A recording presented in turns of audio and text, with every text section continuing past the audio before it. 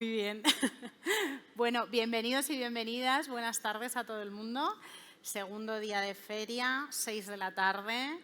Los cuádriceps ya cargados a estas alturas de la película. Mucho estímulo visual acumulado en nuestras cabezas. Pero bueno, afortunadamente Iberia nos ofrece un pequeño oasis en medio de IFEMA para charlar un poco pues, sobre creación en todas sus vertientes. Me voy a presentar, yo me llamo Nerea Pérez, soy comunicadora, soy periodista, dramaturga y, bueno, según Iberia, la persona apropiada para poner en conversación a tres creadores de diferentes disciplinas hoy aquí en Arco.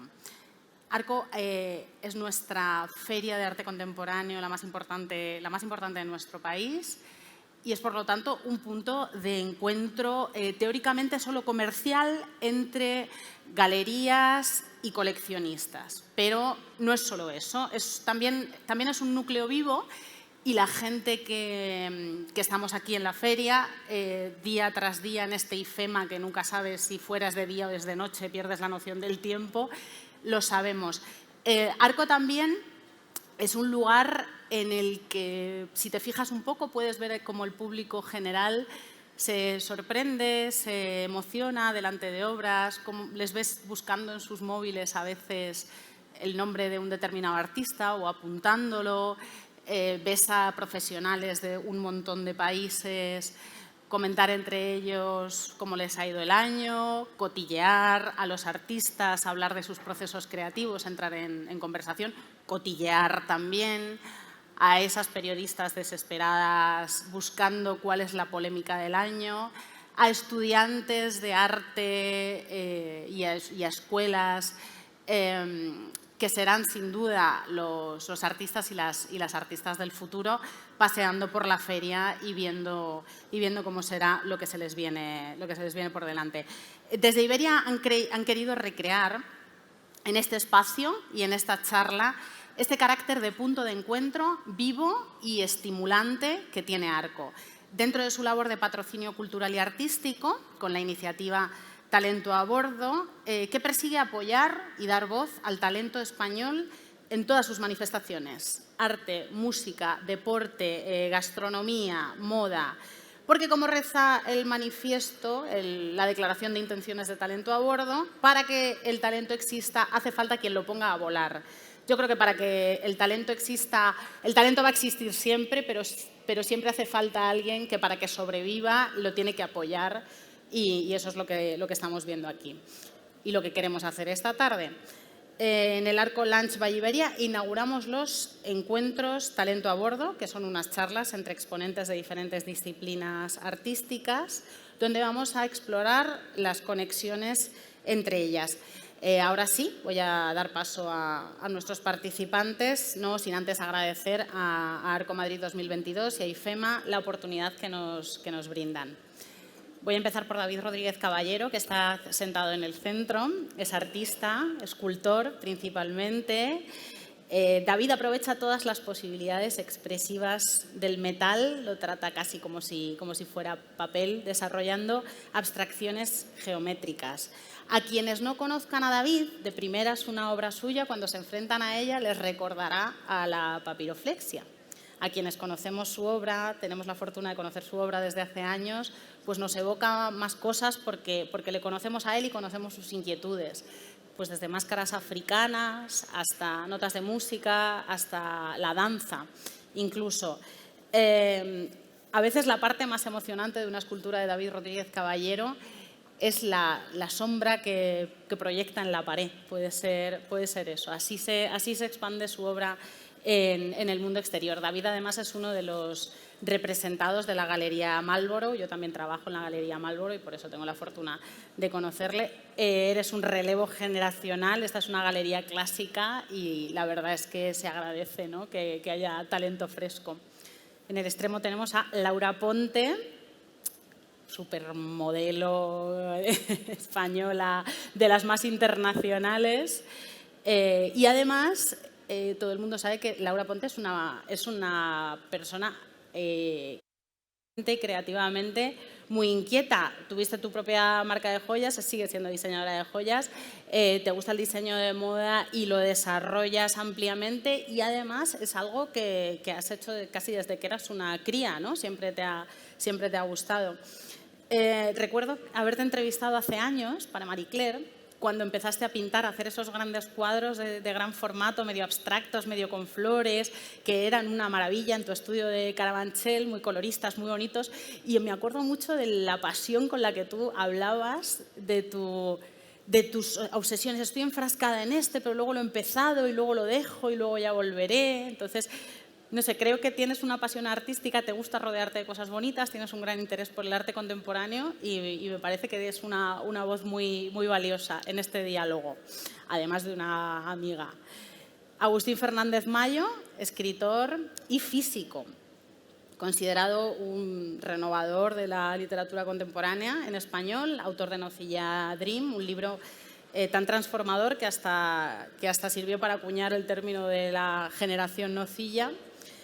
Autor de Limbo, Trilogía de la Guerra o el libro de Todos los amores que se acaba de publicar recientemente. Agustín Fernández Mayo se sale un poco de los límites del término escritor.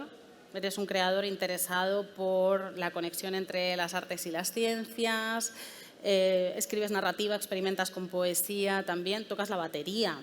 Tienes un proyecto musical y el arte conceptual tiene un papel fundamental en tu identidad como creador. Ya nos contarás más sobre este tema a medida que avance la charla.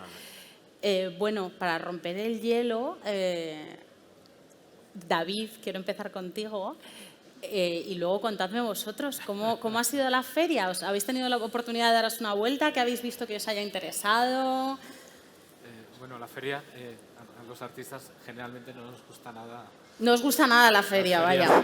Las ferias de arte, pero siempre tenemos que venir. Y al final, como que con ese sufrimiento, esa tensión que tenemos siempre, le sacamos como el punto bueno, ¿no? Y la verdad es que hay que decir que en todas las ferias siempre ocurren cosas buenas, ¿no? Más allá de las ventas o no, se producen muchas sinergias, ¿no? De cosas, de proyectos y, bueno, es importante. También te retroalimentas un poco, ¿no? Con la gente y al ver las obras. Es bastante estimulante en ese sentido, ¿no? Pero es agotador también, ¿no? Es agotador, totalmente. Y los artistas estamos felices generalmente en el estudio, ¿no? La verdad. Pero bueno, la feria me ha parecido bien. O sea, creo que todavía se acusa el COVID o la pandemia un poco, pero también se percibe que hay muchas ganas de ver, ¿no? De coger nuevas actividades y empezar en la acción, ¿no? Y bueno, la presencia de galerías me parece bien.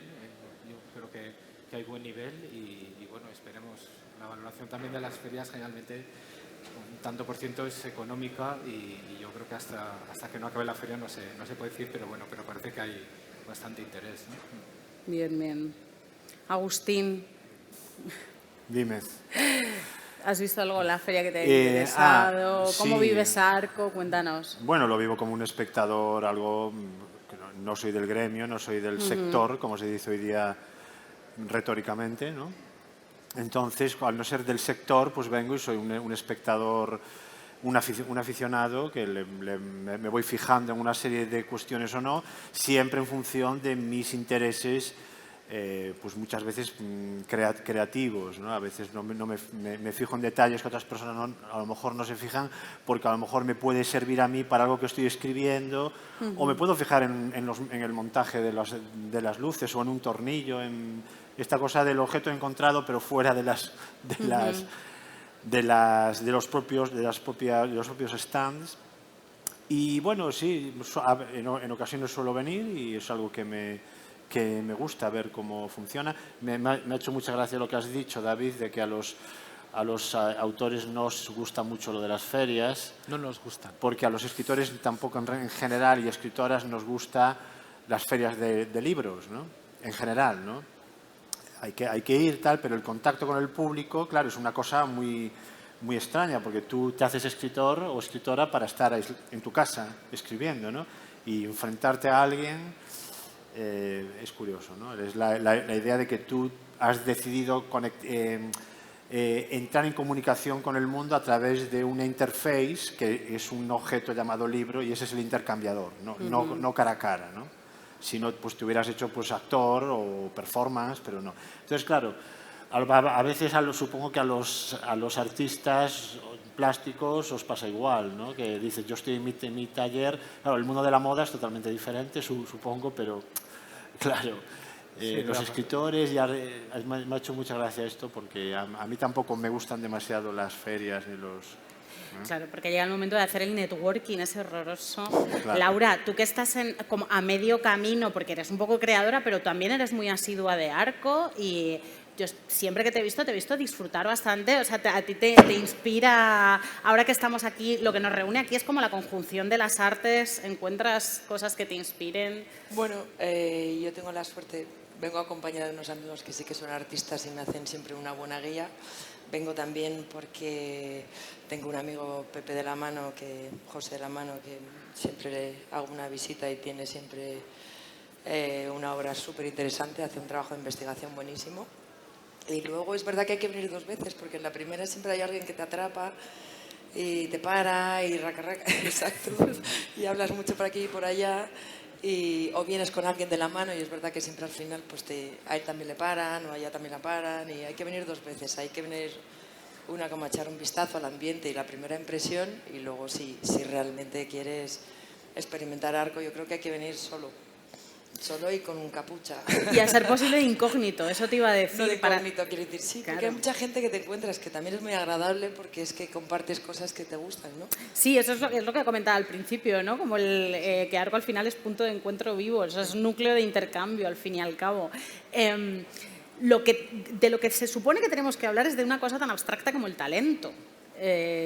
Laura, o sea, algo tan abstracto como el talento. ¿Qué entiendes tú por talento? ¿Crees que nace o se hace? Yo creo que todo el mundo tiene talento para algo y luego está el talento que reconocen los demás, pero uno siempre es capaz de hacer cosas, o sea, y si no estudiarlas. O sea, yo siempre le digo a mis hijos, por ejemplo, o a cualquier persona, me dice, yo no sé dibujar, digo, no, es que no te gusta dibujar. Si te gusta algo lo investigas o no, hay gente que tiene facilidad para hacer ciertas cosas o para correr, o para montar una estantería, o para descubrir cosas, lee muy rápido. Pero todos tenemos algo valioso y algo necesario en este mundo que se llama equipo y luego hay otro tipo de talentos que se hacen, quiere decir, que se generan, que se inventan o que se llevan a un punto donde los demás se creen que es una cosa que no es universal, sino que es de unos pocos y yo no lo creo. Y que es muy subjetiva también y en la que David hay mucha implicación también del trabajo, ¿no? Hay una idea del talento como una especie de toque mágico innato cuando el papel del trabajo es importante. Cuéntanos en tu trabajo qué dosis de cada cosa te podemos encontrar. Básicamente, o sea, el talento a lo mejor... ¿Se me escucha? ¿Sí? Yo creo que sí. Así es. ¿Sí? A ver, el talento sobre todo lo veo casi que está en las cosas más que en las personas, ¿no? Entonces es cuestión de sacarlo casi del objeto o de una... Ah, okay. Sí, que decía que... Menos. ¿Sí? ¿Sí? No. ¿Sí?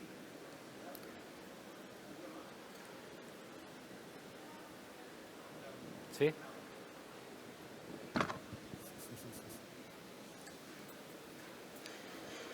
Otro.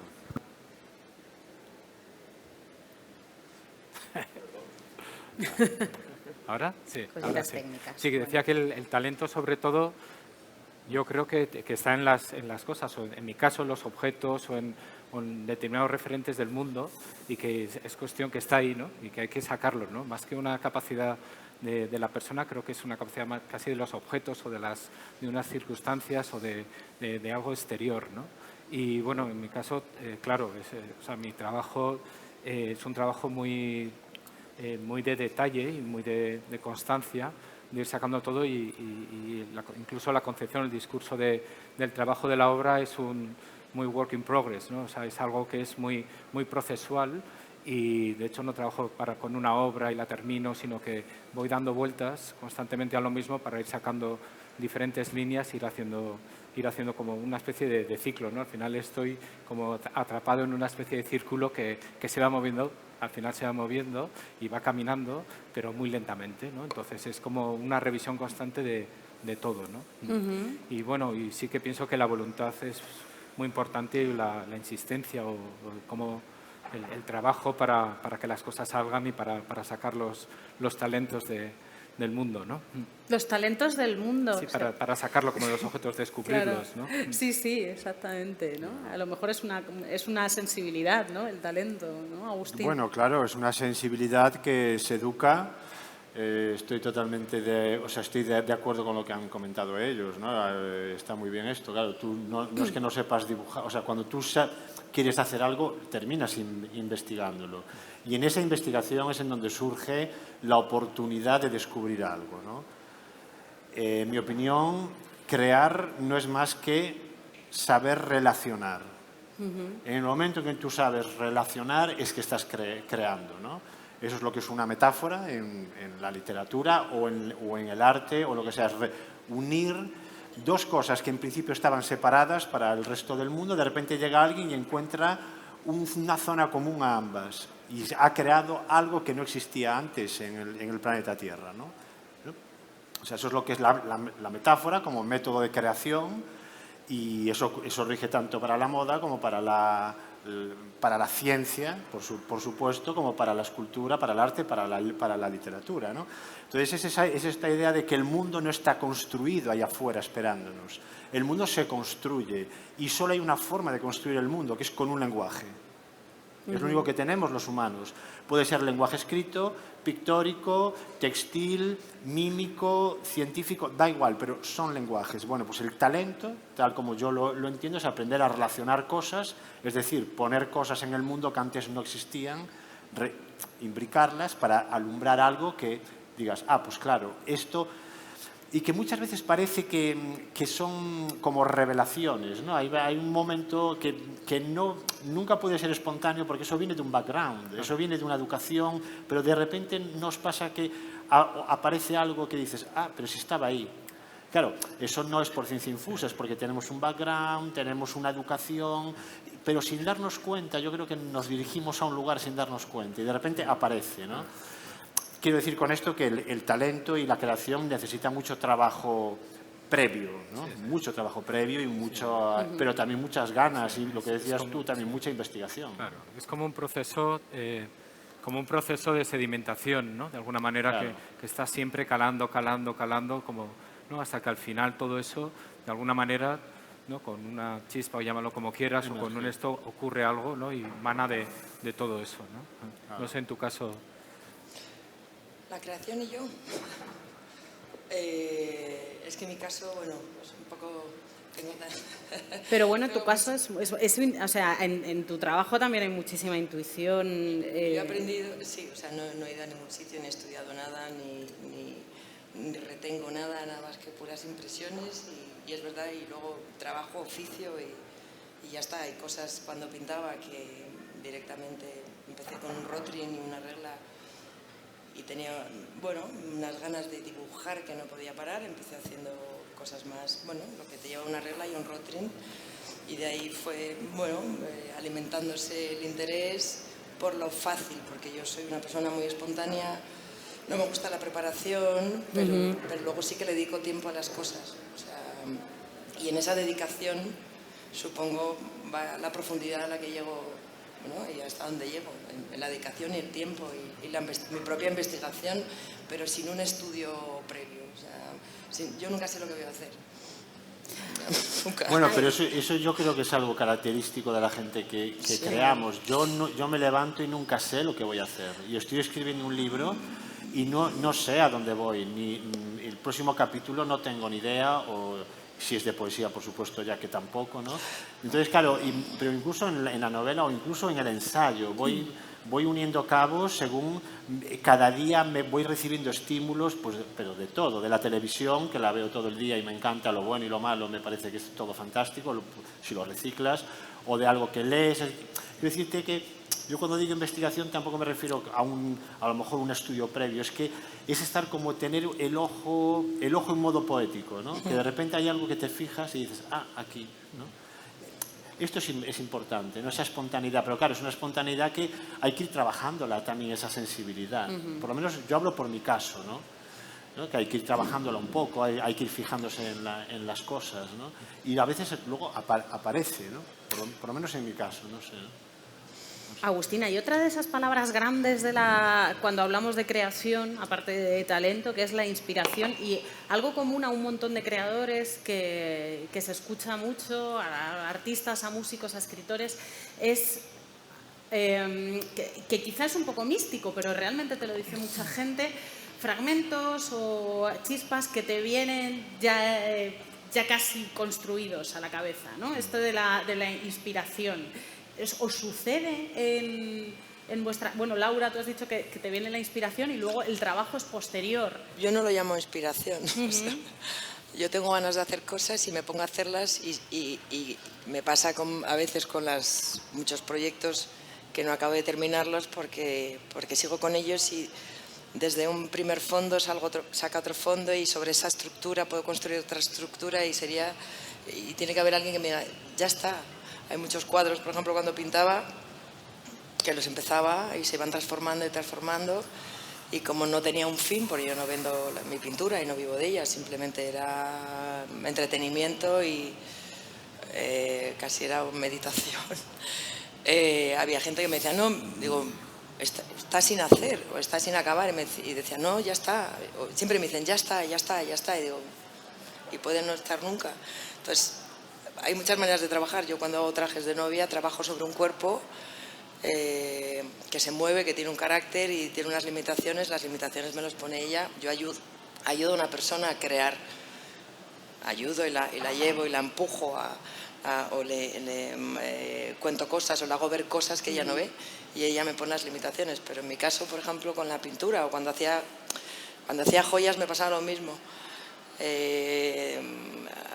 Empecé con volumetrías, bueno, me gusta bueno, sí, como a todos, trabajo siempre con volúmenes, con cuerpos. O sea, y cuando hacía las joyas, porque yo digo, me tienes que parar porque puedo estar haciendo joyas eternamente, puedo hacer 2.500 piezas. Entonces hay alguien que me tiene que acotar y decir, esto es lo que quiero para esto, ¿no? Y que ahí es un poco en el tema del arte, supongo, ¿no? Cuando un galerista te dice o tienes un proyecto para un espacio, ya cuentas con un espacio y este es el espacio que hay, o alguien que te dice, no, 7 obras o 10 obras o declina esto, entonces hay alguien que contiene entonces la inspiración, o sea, quiero decir, siempre es algo sobre lo que puedes seguir trabajando eternamente, sobre algo, es infinita, siempre es un espacio sobre el que puedes seguir haciendo cosas. ¿Qué importancia tiene, David, Agustín, para vosotros esa voz externa de la que está hablando Laura? En tu caso, David, quizás sería, no sé si galeristas, mercado, y en tu caso, Agustín, tu propia editorial o las editoriales. O sea, ¿qué importancia tiene la creación siempre es bastante solitaria en el caso de los tres?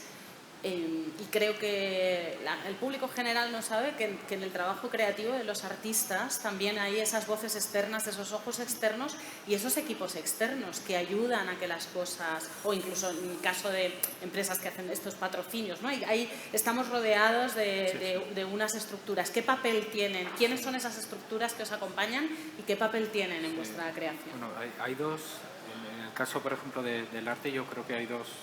Una balanza, ¿no? Que es tu relación íntima con el trabajo, tu relación con el trabajo en el estudio, pero después está la realidad de lo que es el sistema del arte, donde es como una especie de ejército grande, donde todos vamos avanzando y todos nos necesitamos y estamos como condenados a estar juntos, ¿no? De alguna manera, y que es una maravilla por otro lado, ¿no? Porque hay mucha, como decimos, retroalimentación. Entonces, el artista es artífice, pero que todo eso ocurra depende de muchos factores, de muchos campos y de muchos agentes, ¿no? De alguna manera, ¿no?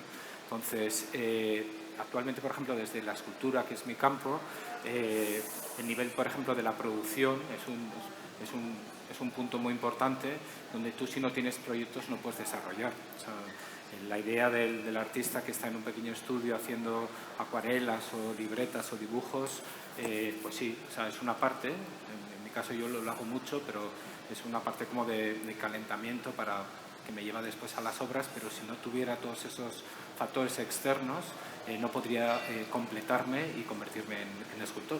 Porque si no tienes un espacio museístico, un espacio grande para hacer una instalación, tú no produces una pieza de 10 metros o de 15 metros, o es imposible, ¿no? Al final, para que tengas una viabilidad necesitas estar en ese engranaje y para existir también, ¿no? Igual que, como dices, con las voces, ¿no? En el mercado también, asimismo, necesitas dinero para producir y eso te lo da la galería, o sea, que estamos todos de alguna manera, y ellos viven de ti también, y bueno, tú conoces muy bien. Claro, para producir, porque exacto, igual la gente que no conozca tu obra, tú trabajas en el formato monumental muchas veces, son procesos de producción súper complejos, materiales, pues bueno, procesos que implican a mucha gente, exacto, lugares muy grandes, naves, y eso el espectador final que lo ve en un museo no lo sabe, pero es la un verdad es que no montón se de piensa, gente implicada. pero para cualquier cosa, incluso para trabajos, incluso de pintura, ¿no? Que parece que hay, ¿no? Que es una cosa mucho más solitaria y más asequible para hacer a nivel de producción, pero actualmente en el arte es un engranaje muy, muy complejo, ¿no? Me imagino que en la literatura ocurrirá parecido, ¿no? Bueno, Cuéntanos, Agustín, bueno, cómo funciona. a ver, no, bueno, dependerá de cada caso, claro, como todo, ¿no? Ahora voy a hacer un símil. En el mundo de la física, al que yo me dediqué 18 años profesionalmente, existe la física teórica y la física experimental. No vamos a entrar en qué es cada una de esas cosas ahora. Pero siempre se decía, cuando estudiabas la carrera, que la física teórica era la física de los países pobres. Porque, claro, por ejemplo, hay cantidad de físicos de países como la India o de países africanos, países que no tienen una alta tecnología. ¿Por qué? Pero que son unos genios de la física teórica, porque la física teórica, en teoría, con un lápiz y un papel, tú puedes hacer la teoría de la relatividad general o la teoría cuántica al completo, porque de hecho así se hicieron, con un lápiz y un papel, ¿no?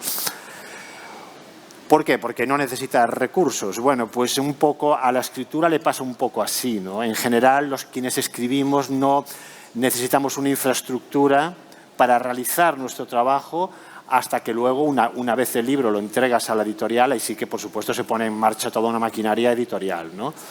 Pero yo, mi trabajo del día a día, que además me dedico solo a... O sea, mi profesión ya desde hace 10 años es ser escritor. O sea, me dediqué 18 años a la física y desde hace 10 solo a la escritura.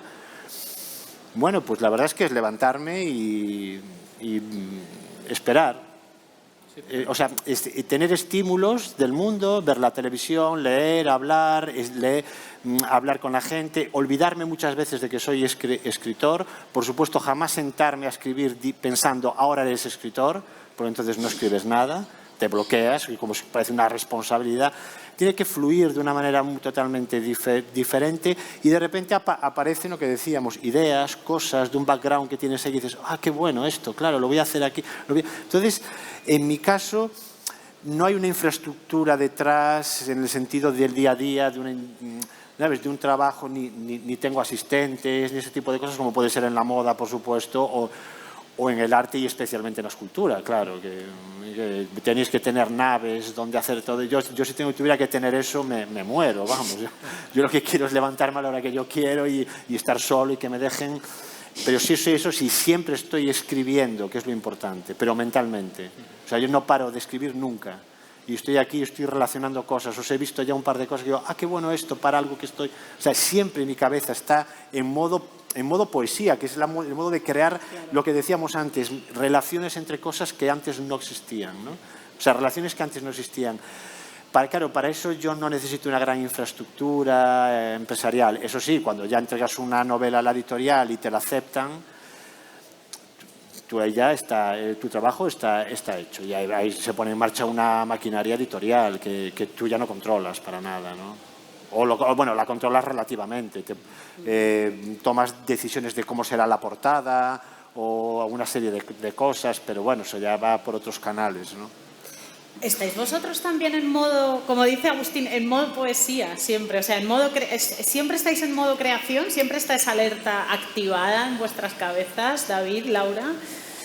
Yo es que soy muy curiosa. Entonces, Sí, o sea, la respuesta es sí.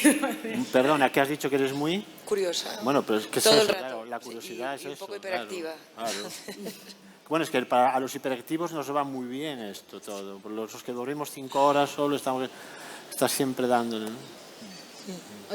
Sí, la verdad es que sí, pero yo creo que no hay artista o escritor o Claro. creativo que no esté, o publicista que no esté. Son profesiones que estás como una especie de canción interna, ¿no? Canción interna, donde estás esto es. permanentemente con todo y estás relacionando, ¿no?, las cosas, ¿no? Y que viene de repente, pero porque tu subconsciente está pensando, no sé cómo llamarlo, ¿no? Siempre, pero está trabajando, ¿no? Siempre eso, sí. Os quería traer un poco el tema de la intimidad a raíz, David, de los vinilos que hiciste en confinamiento, que son unas obritas, bueno, David es escultor y son unas obritas, unos dibujos con vinilo muy pequeños, creados en el encierro y sin idea de que fueran a ser vistos ni expuestos, totalmente al margen de esta especie de presión por enseñar que tienes en el mundo de la creación cuando ya estás en determinado punto en el que ya no te puedes olvidar del ojo externo. Y ahí tú me has dicho alguna vez que estabas creando con total libertad. O sea, son unas obras preciosas, delicadísimas, que tienen toda tu esencia y que eran para ti, que eran completamente íntimas. ¿Sois capaces de olvidaros por completo del ojo externo, de que ya estáis en un nivel creativo los tres en el que lo que hagáis va a ser, bueno, en tu caso, Laura, como es moda y siempre hay alguien que va a intervenir y es sobre un cuerpo, igual esto es totalmente inevitable, pero David, Agustín, ¿sois capaces de olvidaros por completo de que esa obra es para enseñar? No, yo creo que no. O sea, justo estábamos hablando antes de la charla esta de si piensas en el espectador cuando estás haciendo, o piensas si va a gustar o la audiencia y tal, no piensas, pero de alguna manera sabes que va a ser vista, ¿no? O sea, para mí lo maravilloso de estos dibujos que hice fueron, primero, que no tenía recursos, o los recursos están hechos con material de desecho y en libretas de Moleskine, de estas de trabajo pequeñitas y tal, y segundo, que no estaban, que por primera vez no crees que hay una posibilidad de que van a ser expuestos ni vistos ni nada, porque es una cosa totalmente caché como compulsiva, ¿no? ¿Sabes? Como de una cosa que haces en un momento además que nos quedamos como a cero de velocidad todos, que no sabíamos qué había pasado, se nos fue el mundo hacia adelante y nosotros nos quedamos así con la pandemia y por eso les tengo especial cariño. Yo creo que refleja, ¿no?, de alguna manera otra cosa, ¿no? ¿Sabes? Pero es muy difícil cuando estás metido en un sistema como el que hemos hablado el pensar No. el no pensar que no van a ser vistos o algo así. Al final, aunque te digas que no, tienes condicionantes. Otra cosa es que hagas concesiones al público o no las hagas, que en ese caso lo que hay que hacer es no hacerlas y hacer las cosas lo que quieras hacer, porque va a ser lo que va a funcionar, ¿no? Luego también, ¿no? Pero fíjate, ya te digo lo que va a funcionar, ya te estoy considerando al otro, ¿no? O sea, es que es inevitable, ¿no? Pero bueno, lo importante yo creo que es la actitud de no hacer concesiones al público, ¿no? Sí, yo pienso exactamente ahí igual también. O sea, yo creo que escribir, crear en general, pero digo en mi caso escribir para agradar a alguien es tan contraproducente como escribir para desagradar a alguien, que también hay gente que escribe o hace obra para ir en contra de alguien. Yo creo que uno tiene que desarrollar su propia poética y su propio camino. Digamos que lo considero condición necesaria, aunque no suficiente, pero sí necesaria para hacer algo interesante y que al mundo le guste, ¿no? O sea, tú tienes que trabajar por ti mismo para desarrollar tu mundo poético. Claro. Es imposible, como decimos, abstraerse de que eso va a ser visto. Claro que es imposible, pero hay que tratar de no hacer nunca concesiones. Yo, por lo menos, yo sinceramente, yo escribo para mí. Y espero seguir escribiendo para mí siempre. Y nunca pienso, va a gustar. Es que además en cuestión del público o la lectura, fijemos que ya partimos de un vicio semántico, porque decimos el público, el lector. Si hubiera un público, que sería una persona, claro que podrías escribir para esa persona, o el lector, pero es que ya para empezar es mentira. No existe un lector, existen millones. Entonces, es absurdo intentar contentar a millones de personas, es que no tiene sentido, ¿no? No sé, yo en mi caso, y respecto a la intimidad, lo que decías de esta época que hemos pasado, a mí me vino fenomenal, porque a mí no me gusta nada viajar, me parece un incordio, me parece que, bueno, pues pero te tengo que estar viajando siempre acompañado de Iberia, que me encanta viajar en los transoceánicos, hacerlos con Iberia, pero es verdad que a mí viajar no me gusta. Y entonces durante la pandemia, pues claro, tuve que quedarme en mi casa como todo el mundo 3 meses y aunque estaba muy bien acompañado, todo hay que decirlo, pero bueno, es un experimento para todo el mundo estar 3 meses encerrado. Y la verdad es que escribí un libro de ensayo entero y escribí parte de la novela que se ha editado ahora. Para mí fue un momento productivo, ese aislamiento, ¿no? Porque tampoco había cuestiones externas de ir a dar una conferencia, ir de viaje de promoción, de algo. Y bueno, y un poco me pasó esto, que lo empecé a hacer como un poco para mí, ¿no? Decir, bueno, a ver hasta dónde llego, como un juego, ¿no? Y mira, salió un ensayo entero y media novela que luego continué. O sea, que quiero decir con esto que nunca sabes de dónde va a venir el punto de creación, nunca sabes en dónde aparece, ¿no? No sé, ¿no? Creo, no sé. Bueno, en el caso de Laura, el espectador no es nada abstracto, no es una multitud, no es... Y además es que lo que tú haces no está pensado para ser visto, ni para ser leído, está pensado para ser llevado. Que muy poquitas cosas hay más íntimas que crear. O sea, tú sí creas para una persona a medida. O sea, estás haciendo creaciones que son para la vida, ¿no? ¿Hasta qué punto, cómo es tu proceso? ¿Conoces a la gente? ¿Qué te traen? O sea, son encargos muy... Bueno, muy yo hago ropa a medida, pero a medida desde 0-0. O sea, la gente que viene, hago trajes de novia o de lo que sea, pero suele ser de novia. Y el proceso es muy... Bueno, a mí me gusta, yo siempre digo, es verdad, es un tema de confianza de la clienta conmigo. Porque yo a veces a uno le puede presentar bocetos, para hacer los bocetos les hago fotografías y les dibujo encima del cuerpo para que ellas vean realmente la proporción, o sea, cómo va a sentar la ropa. Pero hay muchas cosas que el tejido tendría que hacer 2.500 dibujos para ver cada variedad de... O sea, si sujeto el tejido 1 centímetro arriba, el peso, o sea, tendría que hacer muchísimo, si no. Entonces me gusta mucho trabajar con el cuerpo. Y generalmente no sabemos el traje que va a salir, pero lo vamos haciendo poco a poco. Es un experimento quiere decir una experiencia y un poco experimento también.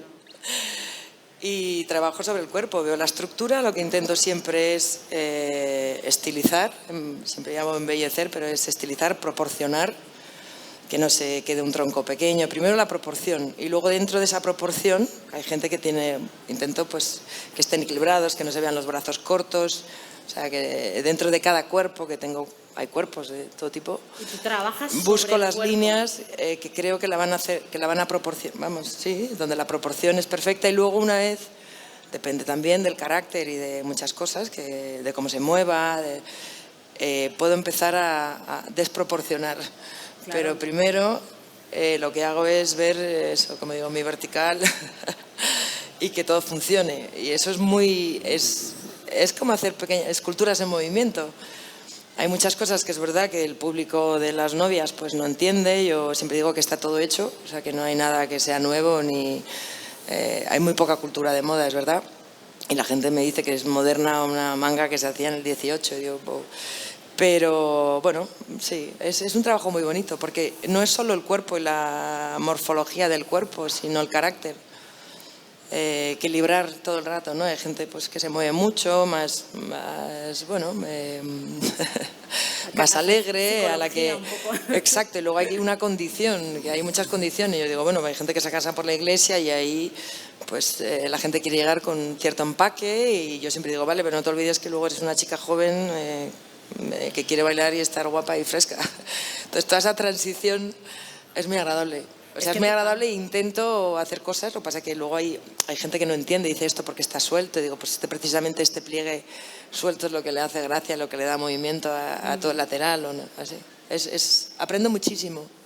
Porque hacer ropa para una marca es muy fácil. Yo he hecho ropa para poner una percha y con unas medidas estándar, pero cuando tienes un cuerpo que se mueve y que ves que se quiere tapar los brazos, hay una parte de psicología muy, muy, muy atractiva en todo. Sí.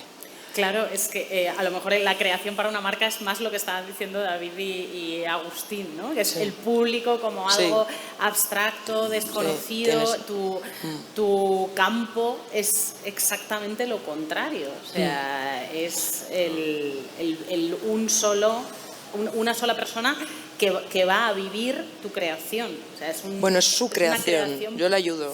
O sea, hoy, por ejemplo, tenía una novia que me decía, nunca me imaginé que viera así. Digo, ¿y te ves guapa? Estoy guapísima. Y a mí eso, llevar a la gente, provocar un poco, dentro de que es un mundo bastante conservador todavía, me divierte. ¿Y eres tú muy distinta como creadora cuando estás haciendo trajes de novia, cuando estás haciendo moda a medida y cuando estás pintando, haciendo joyas? No, lo paso igual de bien. Quiero decir, como es algo en movimiento, aquí tengo las limitaciones de una persona que me dice, esto no lo entiendo hasta aquí. Cuando yo dibujo, yo no estoy en el circuito de nada. Cuando hacía joyas, sí.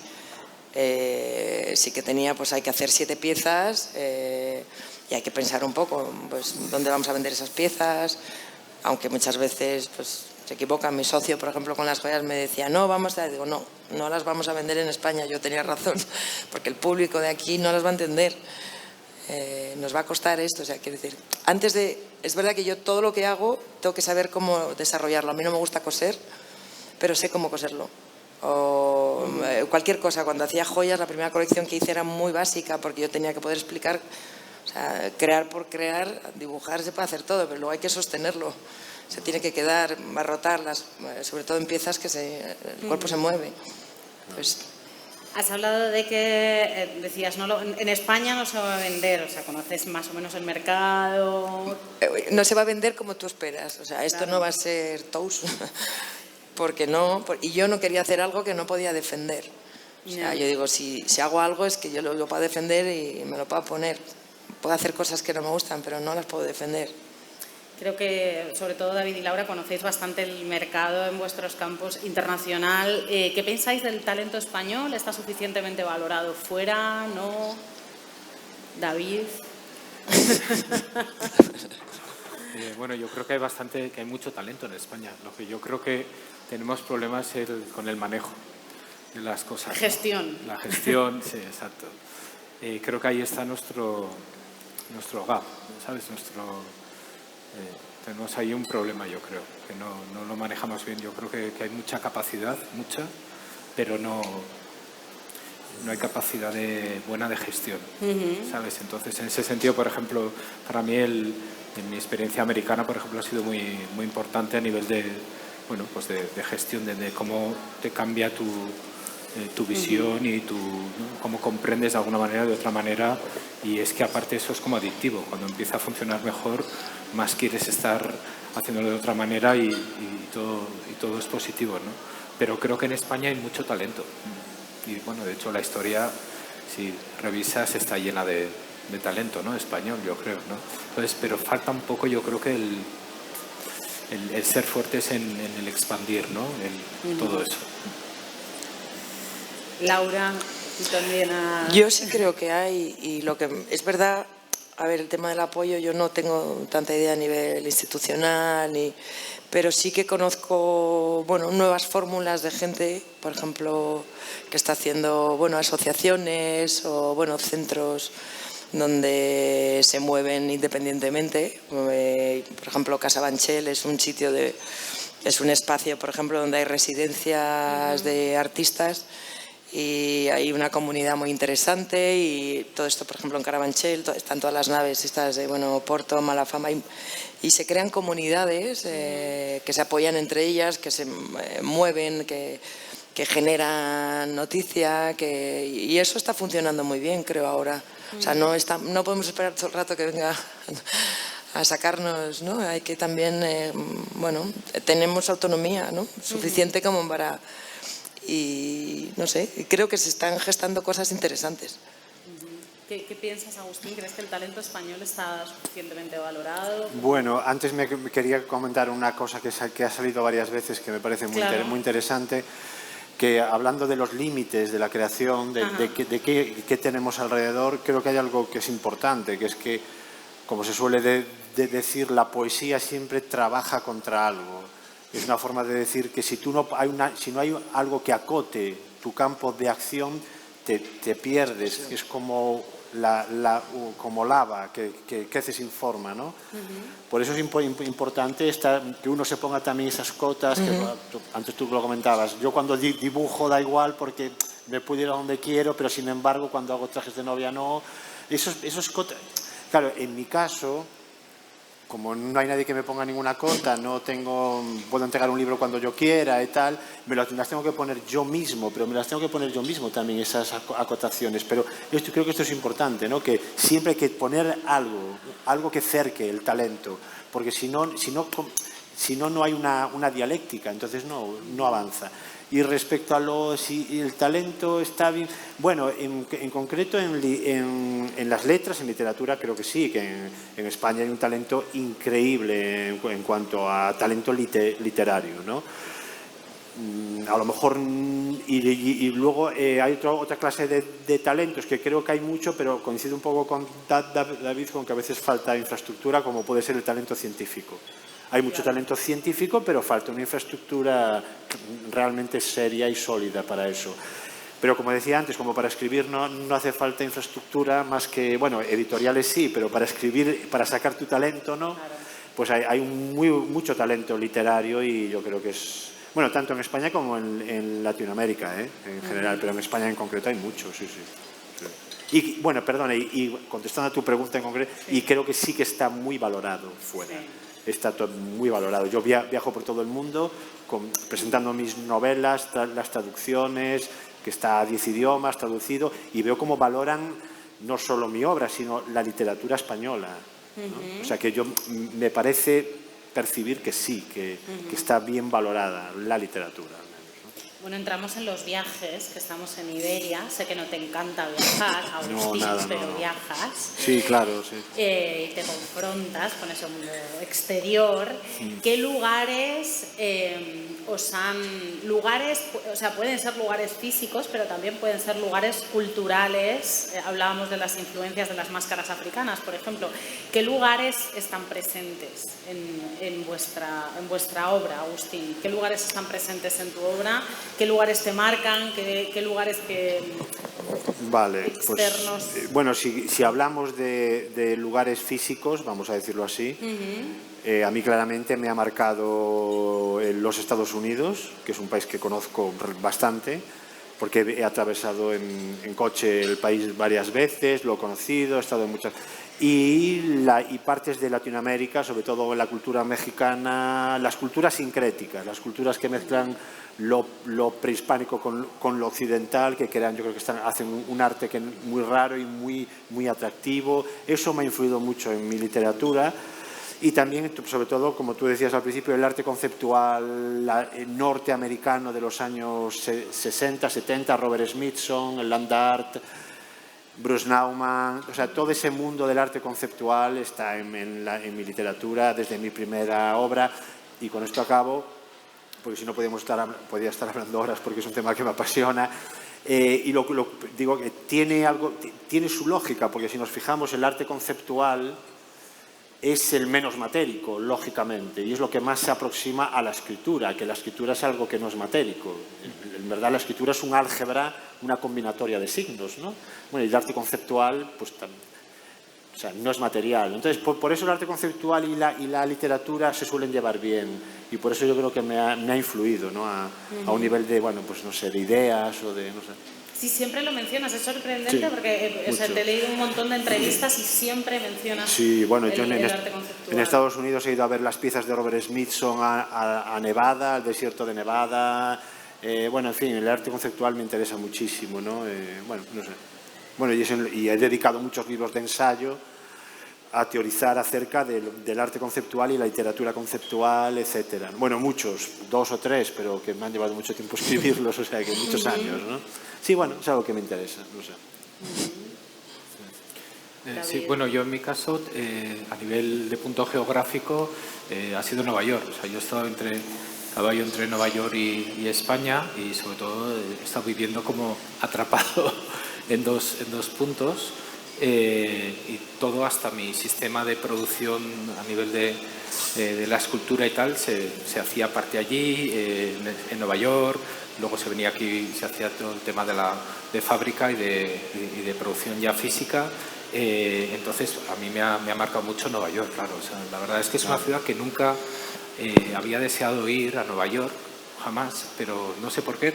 Llevo 14 años ya, ¿no?, de vínculo con la ciudad, ¿no? O sea, primero fue del 97, estuve en México también viviendo, que para mí fue importante, y también Holanda, pero por el momento donde terminé mis estudios de pintura también, porque vengo de la especialidad de la pintura, pero entonces esos puntos a nivel geográfico han sido importantes, pero sobre todo Nueva York, ¿no? O sea, ha sido una ciudad que a mí me ha marcado mucho, ¿no? Y que la tengo muy, muy presente siempre, ¿no? Y a nivel no geográfico, sino cultural, o sea, ya lugares... Sí, por ejemplo, culturas, sobre todo son los temas o determinadas cosas que a mí me enchispan, por decirlo, por inventarme una palabra, ¿no? Me encienden y son los que me ayudan a arrancar con una temática que a lo mejor me apasiona. Por ejemplo, el tema de la máscara, ¿no? De la máscara como un elemento de cómo el papel que ha jugado en muchas civilizaciones, en muchas culturas. Eso es apasionante. Exacto, pero que la descubro o que me engancho con ella en Nueva York, en la colección del Metropolitan, de la exposición de máscaras de African Idols que hacen, o de las piezas del Congo, ¿sabes? Pero que después vas tirando del hilo, que es lo que de repente recibes un impacto con la estética, por ejemplo, sobre todo africana, pero de Mali y tal, no sé qué, y después empiezas a tirar, ¿no? Y las máscaras, cómo empieza en Grecia, cómo se empieza a generar la personalidad, el conocimiento, ¿no? El emblema del individuo, como, ¿no? Y luego todas las civilizaciones las han utilizado, ¿no? Claro. Prácticamente todas, ¿no? Y que siguen, ¿no? Que ahora lo puedes trasladar hasta el concepto de Instagram también. O sea, totalmente, es muy, sí, son los filtros de Instagram. Bueno, ¿no? y la mascarilla que llevábamos hace un momento, ejemplo, para la anti-COVID, es una máscara también, ¿no? O sea, entonces, a mí, por ejemplo, ese es un tema o un espacio que siempre ha estado, lleva 10 años, y que sigo. Por ejemplo, las piezas ahora que he llevado en arco con Marlboro son en torno a la máscara de prosopon, ¿no? Se titulan, ¿no? Y que va con polígrafa también, que son llevadas a papel también. Entonces, todo eso es un tema que a mí me sirve mucho, ¿no? Para hacer. Al final son excusas, ¿no? De cosas que te apasionan y que te ayudan a tirar del hilo, ¿no? Y que te puedes encontrar en cualquier parte, ¿no? Exacto. Tu contacto con la máscara africana o la máscara clásica ha sido en Nueva York, o sea, en Nueva York. Eso es. Laura, seguramente también Nueva York, ¿no? Tu lugar De inspiración, dices. Sí. Yo creo que todo, la calle en cualquier sitio. La calle, la gente. Es que no... He vivido en Nueva York, viví en Londres, viví en París, en Madrid, en Oviedo, no sé, he viajado bastante. Pero al final... o sea, no tengo ningún sitio que diga que lo tenga como gran referencia, no. Tengo que decir, y en eso es así, no todo el mundo tenemos sitios como que, oye, pues la vibración del sitio, no tengo ningún sitio por encima de otro, no. O sea, y de hecho no paro de encontrar sitios o ciudades que he estado 20.000 veces. Y a mí lo que me gusta es perderme, nunca miro planes a veces. O sea, de hecho me cuesta muchísimo cuando me preguntan planes de no sé dónde. Yo es que vivo en el momento y me encanta perderme y acabar en unos sitios que de una manera u otra no hubiera llegado hasta ahí, un poco por intuición, derecha, izquierda. No voy a ver ni monumentos ni museos porque haya una exposición, no. O sea, si me tropiezo con ellos, sí. Entonces vivo un poco así, ¿sabes? Y no tengo ninguna referencia importante. Todas han sido... Es que todo todo. Bueno, has mencionado una referencia súper importante que creo que es clave, que es la calle. Dame, O sea, sí, has hablado sí, de la calle, entonces la calle es un poco la misma siempre. La calle o sea, o la calle es como la, el camino, la no sé. máxima fuente de estímulos creativos donde sea. Si eres capaz de leer las multitudes, personas las y espacios, lo que sea. Sí, sin nombre.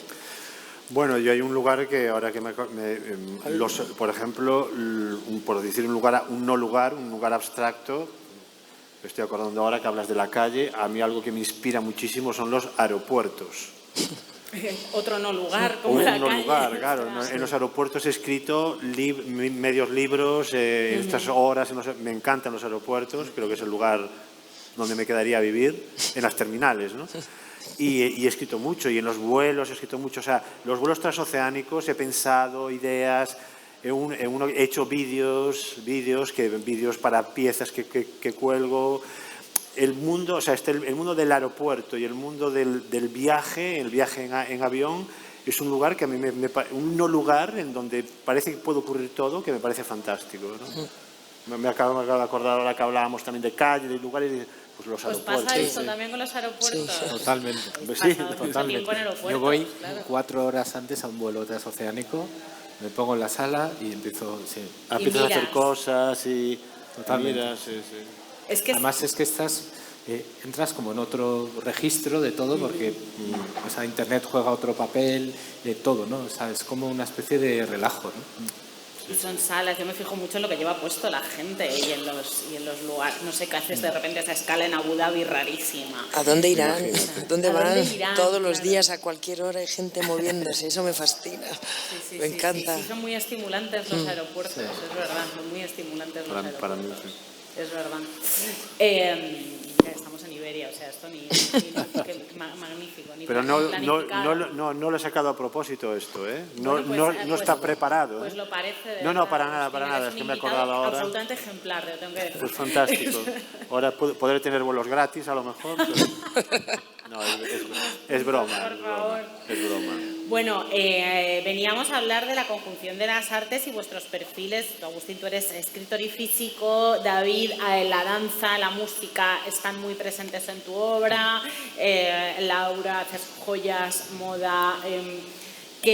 ¿Cómo son todas las artes, son todos los creadores porosos? O sea, las artes siempre están en comunicación las unas con las otras, según vuestra experiencia. David, si quieres, empieza tú. Bueno, yo creo que siempre han estado, ¿no? O sea, siempre hay unas sinergias y lo que pasa es que muchas veces no te das ni cuenta. Yo soy muy consumidor, por ejemplo, de jazz cuando estoy en Nueva York, me gusta mucho y luego todo eso de alguna manera tiene una resonancia en el trabajo que es inevitable, o sea, es que somos de plastilina, ¿no? Y según vamos haciendo cosas nos vamos adaptando y somos permeables a las cosas, ¿no? Pero, por ejemplo, yo creo que sí, también la figura, por ejemplo, el tema de la danza, que también me interesa mucho, ¿no? Pues también es algo que después pues, he hecho performance, por ejemplo, bailar las esculturas, se han hecho piezas que de alguna manera hay un diálogo y se convierte en otra cosa, ¿no? O sea, porque no es lo mismo presentar a alguien que baile enfrente de las esculturas a que baile con las piezas luego te permite un montón de posibilidades que a su vez todo eso con esa canción que llevamos dentro y con el detalle y el fragmento de determinadas cosas puedes pues te llevan a otras piezas y al revés, ¿no? Y de esas piezas llevas a otro tipo de performance, etcétera, ¿no? Entonces yo creo que todos los creadores, todos los artistas de alguna manera lo tenemos en el día a día, ¿no? Inspiraciones, cosas pero que no somos ni conscientes, ¿no? Que hay una especie de coctelera ahí inconsciente que es lo maravilloso, ¿no? Que te lleva, que vas con todo eso, ¿no? Como... Agustín, en tu caso, has mencionado el arte conceptual y siempre lo mencionas, pero ¿y la ciencia también está presente? ¿La música también está presente? Claro, sí. O sea, yo no concibo la creación sin, como decíamos antes, esta forma de relacionar cosas que es espontánea. En mi caso es espontánea. Yo no me levanto y digo, hoy voy a crear. No, es algo que el propio cerebro ya lo va haciendo espontáneamente. Y desde luego esa porosidad, como tú le llamas, bueno, es que un poco lo que decimos es la propia vida, el quien es artista o quien es creador o creadora. Y es que yo creo que es inevitable, ¿no? Inevitable que te veas influido por algo que escuchas, aunque no sea de tu disciplina, algo que ves, la moda, la publicidad. Antes alguien citó la publicidad. A mí la publicidad me ha inspirado muchísimo, pero para hacer poesía que es poesía, que no es publicidad, pero hoy es algo que bueno, descontextualizado y llevado a la poesía, dialoga con un poema de otra manera, ¿no? Por ejemplo, para eso tienes que estar con la mente curiosa y sobre todo, como tú muy bien dijiste, tener un estado poroso, claro. Entonces, claro que a mí me encanta, bueno, tú, Laura, creo que lo comentabas antes, la idea de ser curioso, y la curiosidad es lo que te va educando de alguna manera a esa porosidad, ¿no? A mí me interesa prácticamente todo, no voy a decir todo, pero prácticamente todo. En lo que veo algo diferente me interesa verlo, pensarlo y conectarlo de alguna manera con algo, ¿no? Sí. O sea, para mí es inevitable, y creo que la creación es eso, en verdad, ¿no? O sea, no creo una creación súper especializada. Eso es una especialización que no tiene tanto que ver con la sabiduría, sino con una hipertecnificación de algo que no es mi caso.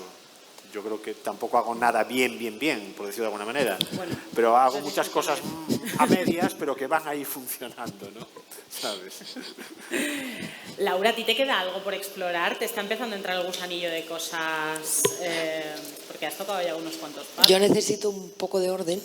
O sea, siempre me acotan o me colocan o piensan en mí, porque si no iría todos los días, estaría cambiando.